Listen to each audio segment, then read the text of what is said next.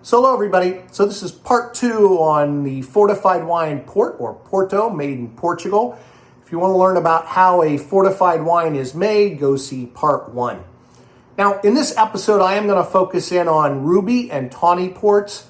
Ports can be white wine ports made from white wine grapes, and it also can be rosé ports, but the vast majority of ports fall into two categories, either ruby or tawny. Now, both ruby port and tawny port are made out of the same grapes. As a matter of fact, there's over 100 different indigenous grapes in Portugal that can be used in making port, but there's really 5 main ones in almost all ports.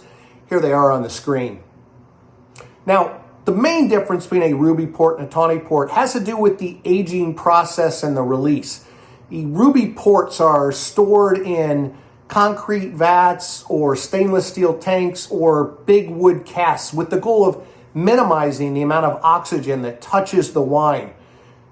You end up with bigger red, dark color, ruby color ports with wonderful fruit flavors.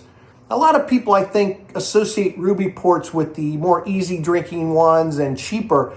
However, vintage ports, which are ruby ports, are some of the most sought after ports in all the world and are made in special vintage years.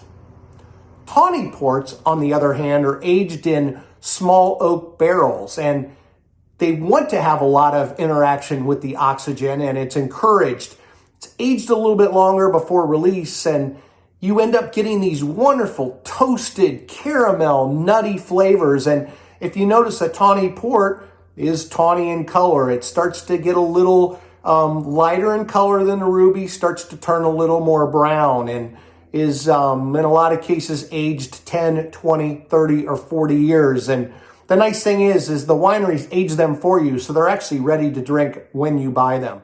Now, if you ask my favorite one, I tend to love tawny ports over ruby ports, but they're wonderful either way. And I think a lot of people think of ports as dessert wines, and yeah, I guess that's kind of true, but that's way oversimplification for what they really are. As a matter of fact, if you're a whiskey or a bourbon drinker and you're looking for a wine you might like, I can tell you port is probably right down your alley and a wonderful drink before dinner, after dinner, or just as an aperitif. Cheers, everybody.